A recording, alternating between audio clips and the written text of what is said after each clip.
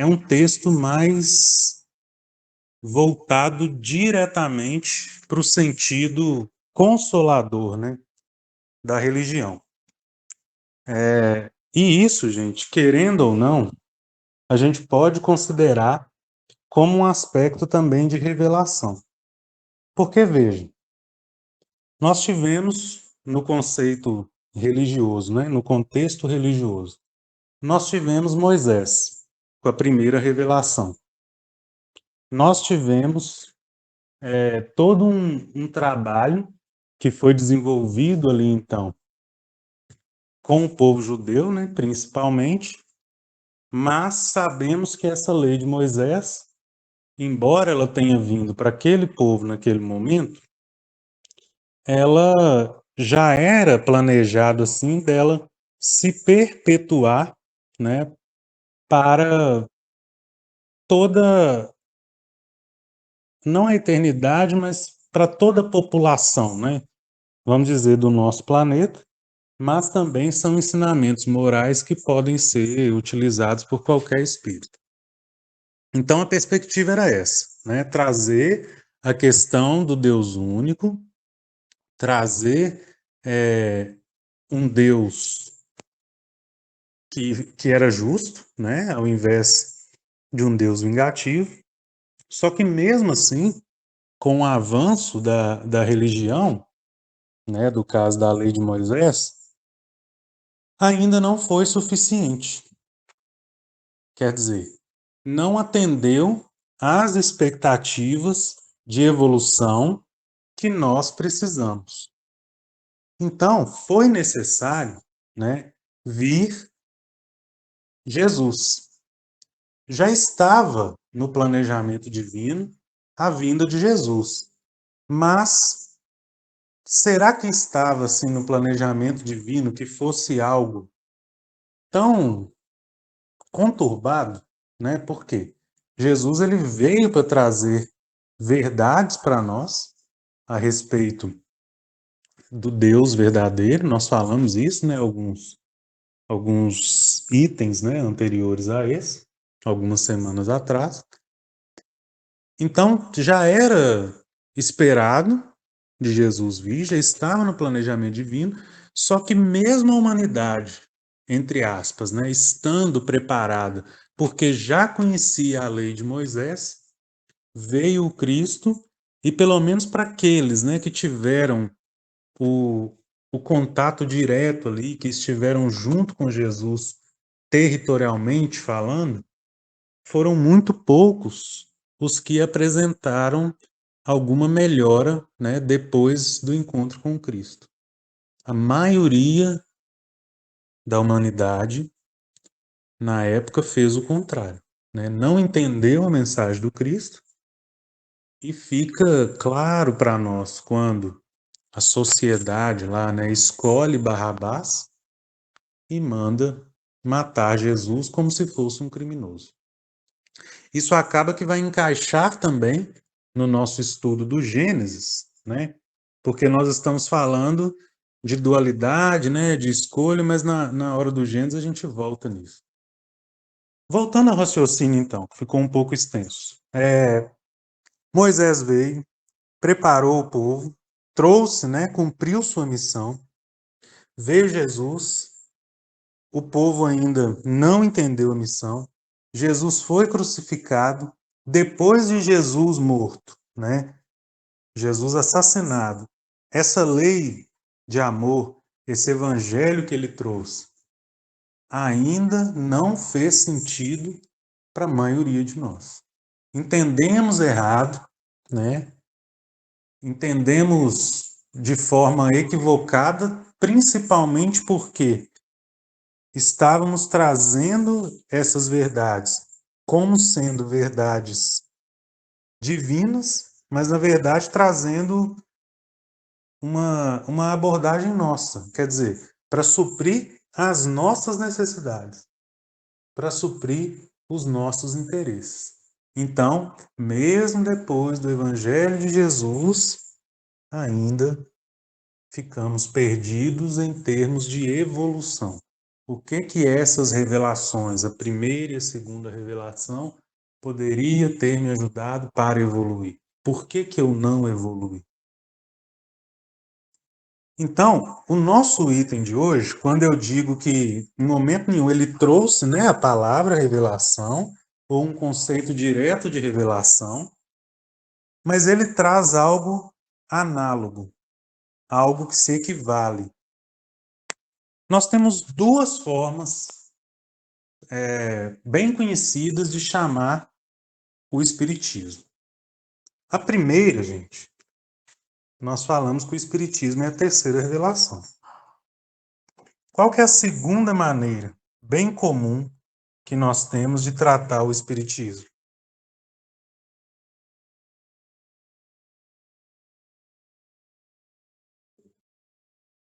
Como que é conhecido o Espiritismo?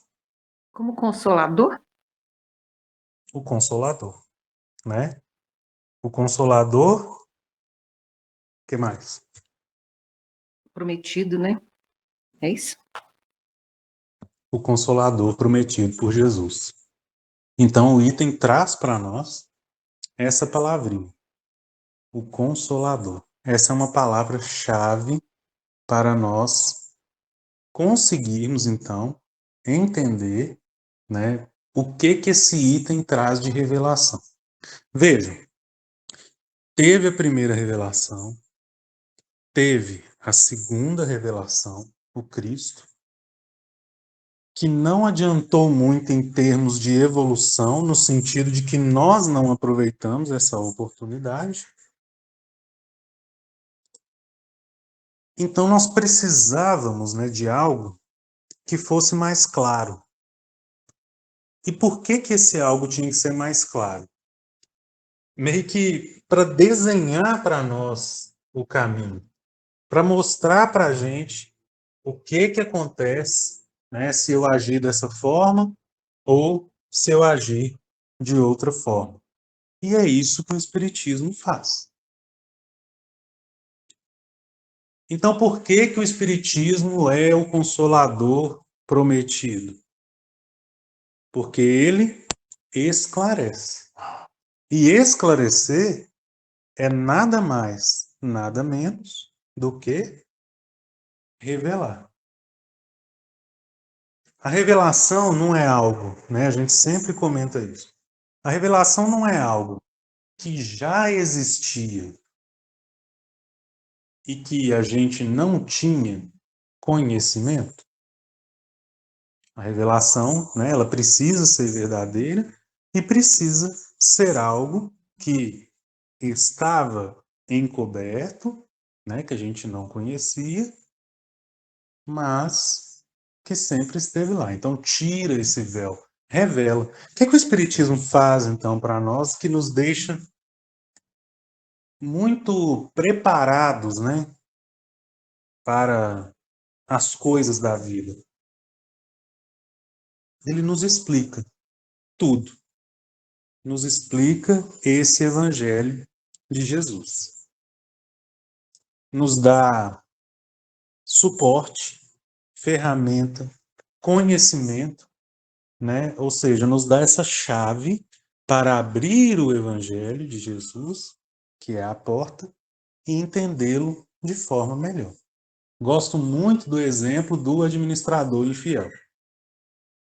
Se a gente não lê aquela parábola, né, se a gente não interpreta ela num sentido espiritual, ela não faz sentido. Era como se a desonestidade fosse algo correto, e não é, né? Então, o espiritismo, né, na interpretação espiritual, que é o último grau interpretativo que nós temos, e esse é a luz da doutrina espírita, ela faz sentido. Então, ela consola porque esclarece, né, a doutrina espírita. Consola porque esclarece. Consola porque nos fala: olha, depois da morte, não é um inferno de penas eternas para quem cometeu um pecado. E não é um céu de ócio, de preguiça, de falta do que fazer, né, para quem foi bonzinho. nós vamos sofrer ou gozar das consequências dos nossos atos. Deus não castiga, ele instituiu uma lei que está na nossa consciência e, de acordo com o que nós entendemos, de acordo com o nosso grau evolutivo, nós vamos ter consequências das nossas ações trazidas por nós mesmos. Então não tem aquele Deus cruel, não tem aquele Deus injusto, né? Esses são alguns dos exemplos do consolo que o Espiritismo dá. Vamos fazer um exercício aqui, né? Vocês poderiam dizer aí qual aspecto consolador da doutrina espírita mais te chama atenção? Ou, por exemplo, quando teve conhecimento da doutrina espírita, o que foi consolador para você? Podem responder, por favor. Uai, eu penso que, Tiago, antes, pode Diga, falar, dona Silvia. foi a Dani? não, eu lá ia falar, mas para falar, não, eu ia falar. Eu lá ia falar com você que antes assim, da pergunta que você fez aí, queria falar no sentido assim, o espiritismo, ele veio clarear, esclarecer, né? Ele prova por A mais B, né, tudo que Jesus falou. Mas eu estava aqui pensando, mas ele encaixa não com esse nome de espiritismo, mas ele, de certa forma, ele encaixou em quase todas as religiões, assim, que pelo menos acho que tem muita religião que a gente nem sabe como que é, eu mesmo. Mas igual eu vejo no catolicismo, eu vejo no evangélico, alguns evangélicos que eu conheço, entendeu?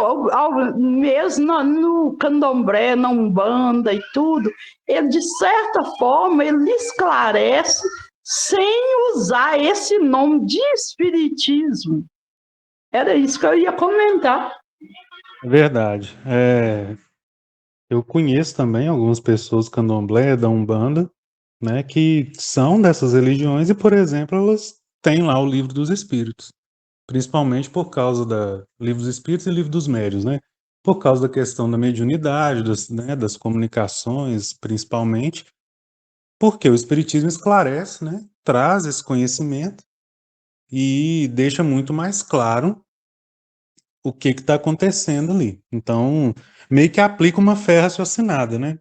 Catolicismo, a gente vê muitos católicos, na minha família tem um tanto de exemplo, que acreditam na reencarnação, que é o Espiritismo que traz, né? Reencarnação, então, é uma palavra que surge com o Espiritismo. Não existia antes, né? Então, são alguns exemplos. E é verdade, né, dona Silvia? Bem colocado aí mesmo. E aproveitando o gancho, né? O que acontece nas outras religiões também, para nós que somos espíritas, né, tem explicação. Faz sentido. Por exemplo, a hóstia, né, lá na igreja católica, né, receber a comunhão. Aquilo ali é, na verdade, um alimento, né, algo ali que foi manipulado, produzido, mas que certamente são depositados fluidos, né, pelos espíritos ali que ajudam naquelas celebrações para que as pessoas sintam melhor. A água benta, né, que o padre asperge lá nas pessoas, ou que as pessoas também pegam garrafinhas, é nada mais do que água fluidificada, né? Nada mais, não tirando, né, gente, o mérito, mas assim, trazendo de uma forma simples, é a nossa água fluidificada. Então, o Espiritismo tem isso também, né? Os santos, o que são os santos da Igreja Católica? São espíritos, né, que já evoluíram um pouquinho, conseguiram fazer coisas boas e tiveram esse reconhecimento, esse título. São espíritos um pouquinho mais evoluídos, né? Que no Espiritismo também tem vários exemplos, mas que não levam o nome de santos. Então tem também esse lado, né, do esclarecimento.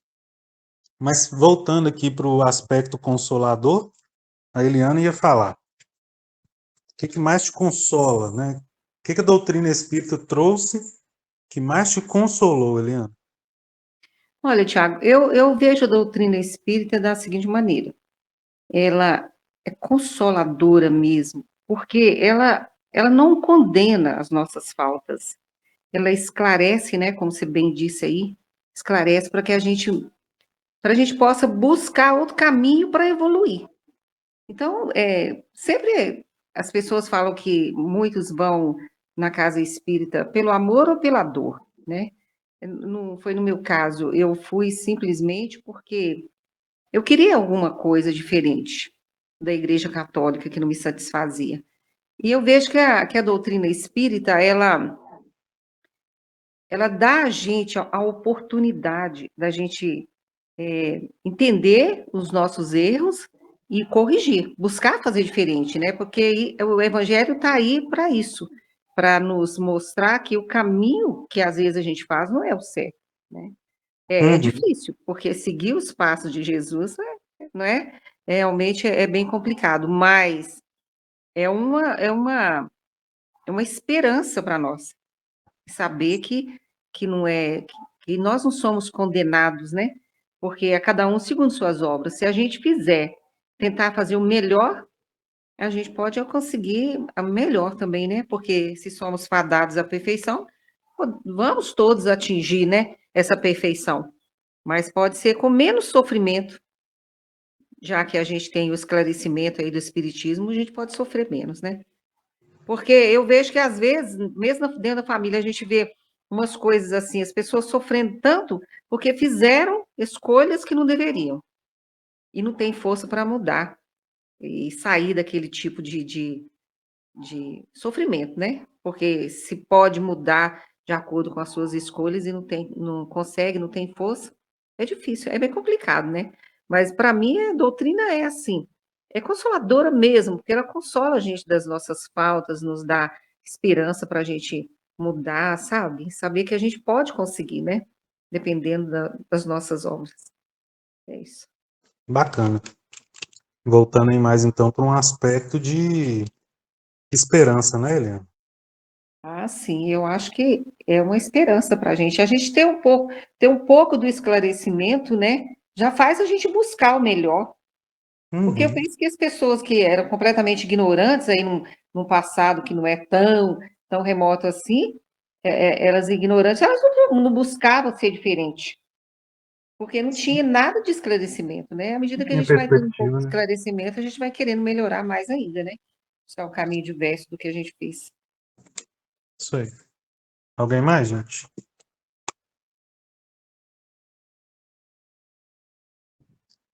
Qual o aspecto mais consolador da doutrina espírita?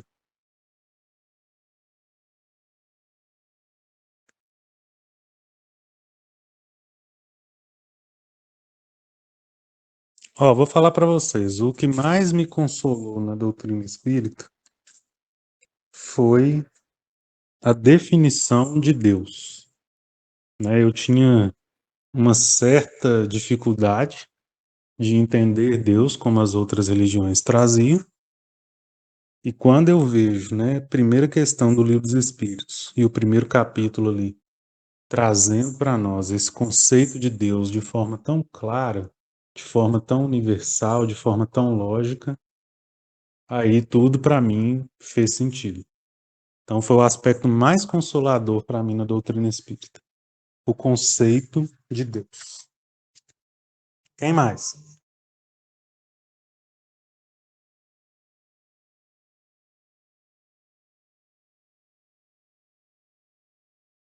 Eu também, igual você está falando, assim, a doutora me deu muitas.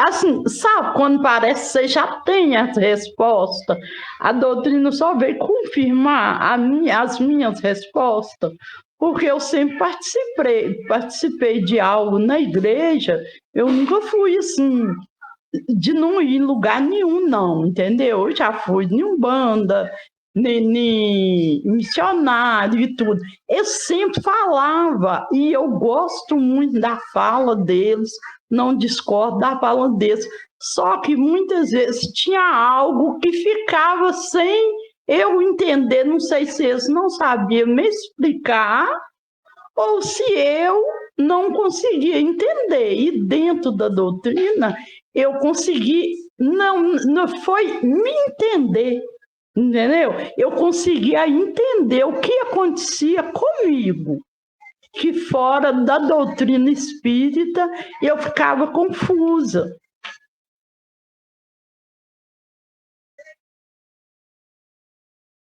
Entendi. Volta sempre, né, gente, para a questão, então, do esclarecimento. Os exemplos todos que nós trouxemos aqui, né? O esclarecimento, o entendimento. Como disse a Eliana, né? Tendo esclarecimento, entendendo, então, as coisas, a gente se torna responsável pelo nosso destino.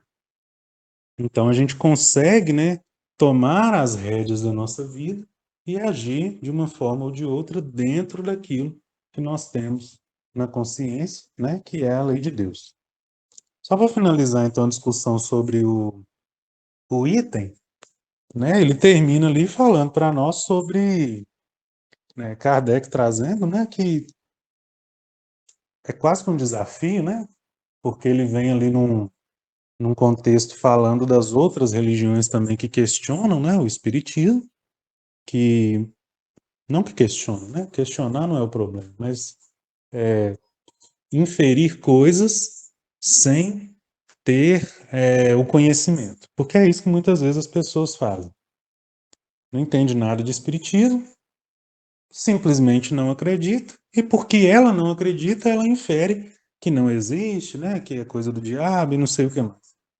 Kardec, então, meio que faz um desafio, ó. Se você tem uma religião que é mais consoladora do que o espiritismo, que vai trazer mais justiça, que vai curar mais feridas, apresente, então.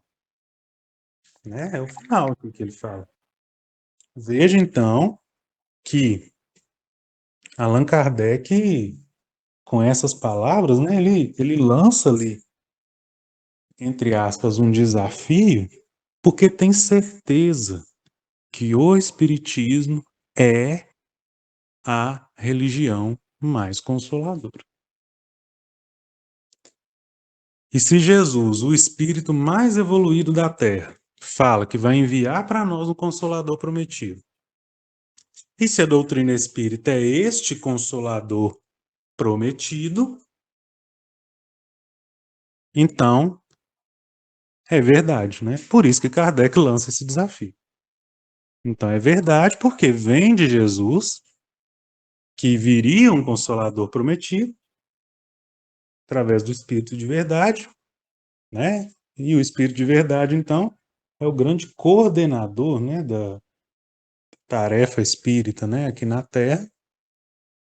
E o Espiritismo, então, vem como consolador prometido por Jesus Cristo. Não é puxando a sardinha para o nosso lado, né, gente? Kardec também não fala isso com nenhum tipo de prepotência. A gente se baseia em evidências, em fatos. O cabedal de conhecimento que o Espiritismo traz para nós é muito consolador e não tem religião que vai trazer igual. O melhor de tudo é que o mais importante no contexto religião religioso não é a religião, é o religioso, no sentido assim, que se a pessoa quiser evoluir, se ela quiser fazer o bem, se ela quiser se tornar um espírito puro, ela não precisa nem de religião. Ou seja, não quer dizer que só espíritas vão se salvar. Não. Quer dizer que a gente tem, né, uma clareza, né, esclarece para a gente algumas coisas que podem nos ajudar a evoluir de maneira mais tranquila, menos dolorosa. Mas a parte mais importante é o querer, é a boa vontade. Então, é a pessoa, independente da religião que ela professa, é a boa vontade em melhorar. É isso que vai fazer a diferença. Então, nós encerramos o nosso item de hoje, da Gênese. Vamos para o nosso Gênesis, então, capítulo 4, nós estamos falando da história aí nesse momento, né, de Caim e Abel, que representam a dualidade no mundo. Capítulo 4, então, é o nascimento, a criação, como que surge esse mundo dual que nós vivemos, tá? Nós falamos da questão da profissão. Caim, então, cultivava o solo, deixando a entender que era agricultor, mas cultivar o solo, né, é uma coisa que remete ao materialismo, e Abel era pastor de ovelhas, trazendo para nós o sentido espiritual. Só recordando, então, o que nós já vimos aí para a gente continuar. E aí, gente, nós paramos, né, na parte em que eles vão fazer oferendas ao Senhor, né? O Caim, então, ofereceu frutos da terra. Nós discutimos isso, né? E aí lá no Gênesis, na Gênesis também, quando a gente falava dos equívocos, né, que as religiões cometeram, trazendo o nome de Deus em vão, muitas vezes fazendo mal, achando que estava agradando a Deus.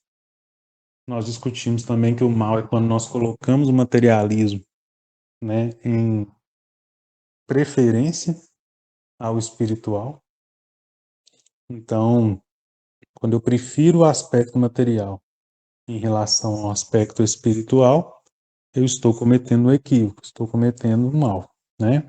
E o que as religiões, então, mesmo depois da vinda do Cristo, fizeram foi escolher o material, né? Matava-se em nome de Deus para conquistar territórios, para conquistar riquezas materiais. Exatamente o contrário do que Jesus falou, né? Ame o inimigo, não acumule tesouros na terra, onde o ladrão rouba, a traça corrói. O que a gente fez? Contrário. Matavam os irmãos, Jesus ensinou. Todos somos filhos de Deus, somos iguais, né? Temos a mesma essência. Amar o próximo. E aí a gente fez exatamente o contrário. Isso é colocar o material em evidência ao espiritual. O Caim, então, voltado para o materialismo, representa também este que oferece coisas da terra para Deus. Na verdade, gente, Deus não precisa de oferenda, né? Se ele é dono de tudo e é criador de tudo, uma oferenda material, na verdade eu estou me enganando, né? Achando que eu estou dando a Deus alguma coisa que na verdade já era dele. Veja como que o Espiritismo esclarece, né? Não, não tem como, né? É a fé raciocinada, né? Então, antes, né, se fazia muito sacrifício e tal, por quê? A gente tinha uma consciência diferente de Deus, né? Trazia um Deus muito com o aspecto humano. Mas, na verdade, não é disso que a gente, né, precisa e não é isso que faz sentido. Então, quando a doutrina espírita esclarece para nós o que é Deus, né? Quando a gente estuda um Gênesis à luz do Evangelho da doutrina espírita, entende a maravilha da criação, o amor divino, oferenda material não faz sentido, tá? Mas estamos falando aqui, então, no contexto, né, de quando isso fazia sentido. E para os dias atuais, então, o Caim vai representar todos nós que, em algum momento, vamos fazer sacrifícios, né, ou oferendas materiais, buscando, então, coisas espirituais. Isso é um equívoco, né? Então, frutos da terra, né? Levar isso no altar, oferecer a Deus coisas materiais, não faz sentido, né? Por quê? Porque o material fica. E o que a gente leva para a eternidade é o espiritual. O sacrifício, então, que eu devo fazer a Deus é um sacrifício íntimo, é um sacrifício espiritual. A Eliana trouxe aí para nós, né, quando ela comentava sobre o consolo da doutrina espírita, que evoluir, né, fazer o que está de acordo com o Evangelho não é fácil. Não é mesmo, gente. Por quê? Exige de nós abrir mão do material. O que é abrir mão do material? Fazer sacrifícios espirituais, que a doutrina espírita vai trazer para nós de reforma íntima. O que é reforma? É melhoria ou mudança. Melhorar o que dá para ser melhorado e mudar o que precisa ser mudado em nós mesmos. Isso é sacrifício espiritual. Então, não é abrir mão do material. Não é isso. Porque nós precisamos também da parte material para viver encarnados. É não Então, é colocar ele em cuidar. primeiro lugar, né, Tiago? Exatamente. Né? É não priorizar o material deixando o espiritual de lado. Espiritual de lado. Isso Cuidar mesmo. do corpo. Devemos, né? Isso é amar a si mesmo. E é difícil, não é? Estabelecer uma rotina de cuidado com o corpo, principalmente quando a gente fala de exercício físico, não é? Muito difícil. Mas, se eu estou cuidando da minha saúde, se eu estou cuidando, né, aumentando ali a minha chance de continuar encarnado, né, para evoluir, isso é amor próprio, gente. E isso é amor a Deus. Eu estou cuidando do corpo que Ele me deu para eu continuar a minha jornada. Então, isso é gratidão, né? Mas exige o quê? Um sacrifício. Exige sair da zona de conforto. Mesma coisa com a alimentação, com a questão da estética também. Se eu vou mudar algo em mim, né, que vai melhorar minha autoestima, melhorar minha maneira de viver, meu humor, né, algo que vai me fazer sentir bem, isso é amor próprio. Agora, o contrário disso, quando eu exagero, né, coloco a minha vida em risco para simplesmente ter ali uma beleza material, vamos dizer assim, né? Eu estou colocando o corpo na frente do espírito, né? Acho que vocês entenderam o que eu quis dizer. Tem casos em que as pessoas se arriscam, né? Usam coisas proibidas, vão em locais clandestinos, né? Na busca daquele corpo perfeito, sem entender que o corpo perfeito Deus já nos deu para a nossa missão, né? Então, voltando, né, gente, no aspecto consolador da doutrina espírita, olha como que ela nos possibilita ter esse discernimento, esse entendimento do que deve, do que eu devo fazer, do que eu não devo fazer. Ela não fala, né, o que eu devo, o que não devo fazer, mas ela me dá capacidade de raciocinar nas consequências dos meus atos de uma maneira mais clara. O contrário disso é deixar o material tomar conta. Gente, o Abel, então, ele ofereceu para Deus, né? Agora nós vamos falar mais um pouco desse sacrifício espiritual.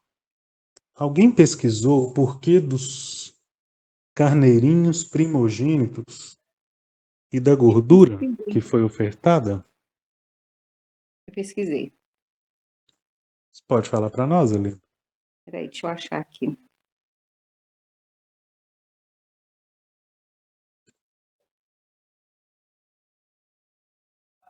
Eu fiz uma pesquisa no chat GPT e no Gemini. Eu vou ler, não é grande não, vou ler rapidinho. Tá bom. A história de Caim e Abel, narrada em Gênesis 4, é um dos relatos mais antigos da Bíblia e aborda a questão das oferendas a Deus. Abel, pastor de ovelhas, ofereceu as primícias do seu rebanho, incluindo a gordura dos animais. Já Caim, agricultor, ofereceu frutos da terra. A Bíblia relata que Deus se agradou da oferta de Abel, mas não da de Caim.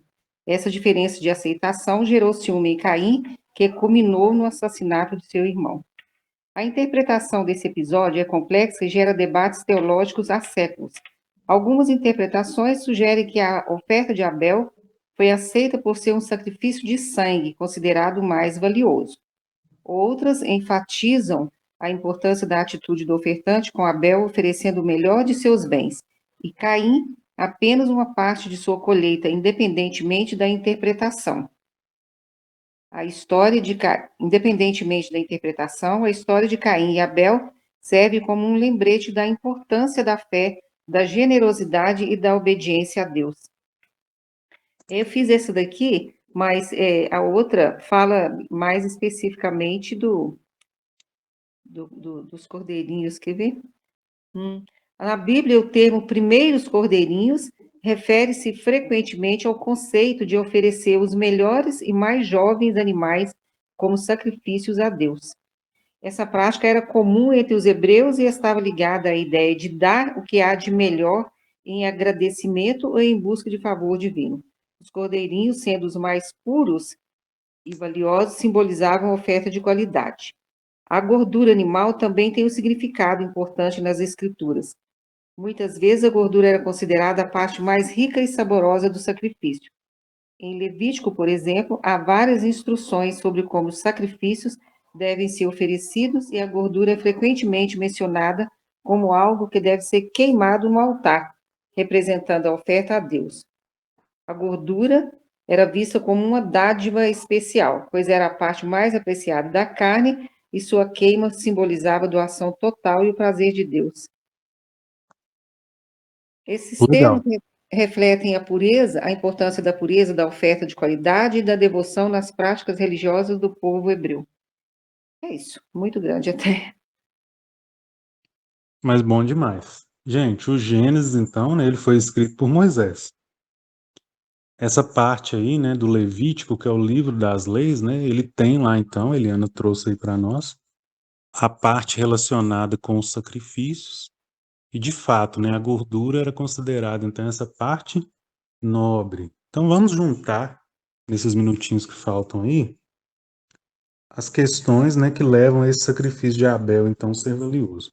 Primeiro, no contexto prático, né, no contexto religioso da época, como Eliana trouxe, o sacrifício de sangue era mais bem visto, né, do que um sacrifício que não era de sangue, no caso de oferendas aí de vegetais, frutas, etc.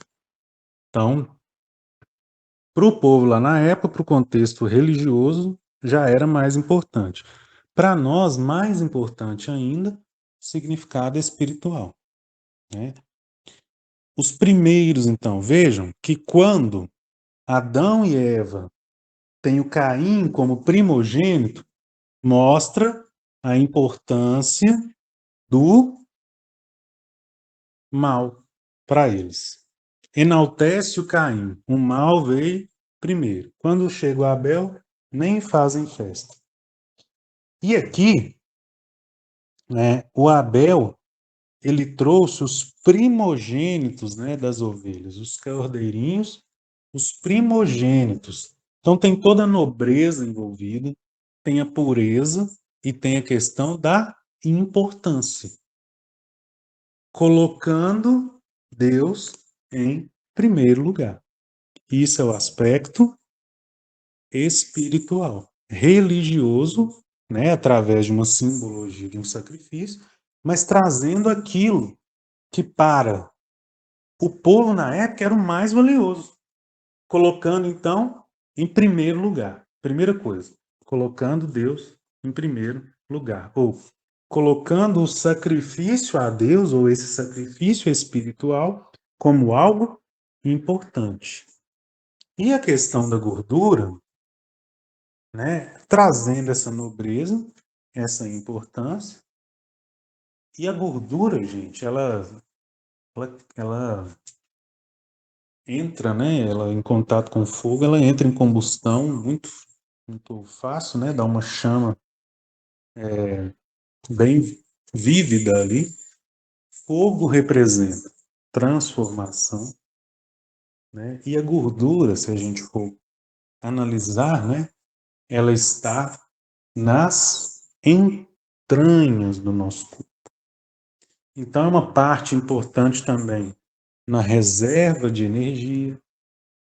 Eu posso ficar sem me alimentar por algum tempo, né? Sem ter muitas condições ali, mas eu tenho uma reserva energética, né? Que é a gordura. Então ela tem essa Tiago, importância. Oi. tô rindo aqui, porque a gordura, para nós, né, não é coisa muito boa, né, quando tem excesso. É, em excesso não. Ai, ai, ai. Ai, mas, até isso, né, Eliana? Em excesso, realmente. Mas ela tem ali a sua importância, então, fisiológica. Quer dizer, está oferecendo para Deus algo que vem de dentro, algo que é valioso, algo que mantém a vida, né? E toda a simbologia também que nós já vimos da ovelha, que significa o sacrifício completo, até da gordura. A pele vai o chifre, vai o casco, vai a carne, vai o leite, vai tudo. É doação total, né? Se for preciso, então, abrir mão de tudo para servir, para melhorar, né? Para fazer esse sacrifício a Deus, esse sacrifício é válido. Deu a nossa hora, nós vamos retomar isso no próximo estudo, né? Fazendo então a reflexão do porquê, né, de um sacrifício agradar a Deus e o outro não agradar a Deus. Mais alguém quer trazer algum comentário antes da gente encerrar?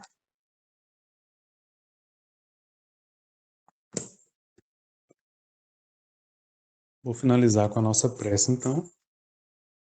Se vocês quiserem trazer, né, mais contribuições, né, se alguém achar alguma coisa diferente, quiser trazer também. De vez em quando, olha o rodapé, viu, gente, das Bíblias, que eles têm informações importantes. De vez em quando, não, todo texto que lê lá, procura que às vezes tem informação bacana. A gente retoma isso, então, no próximo estudo. Deus, nosso Pai, Jesus, nosso Mestre, obrigado por todas as bênçãos, por mais uma vez estarmos aqui reunidos em seu santo nome. Que a sua luz, a sua paz esteja em todos os lares aqui representados, nas nossas vizinhanças. Que ilumine todos que aqui estamos buscando serenidade, paz e fé para atingir esse propósito de mudança. Que a sua luz, Senhor, alcance a nossa terra e o nosso íntimo.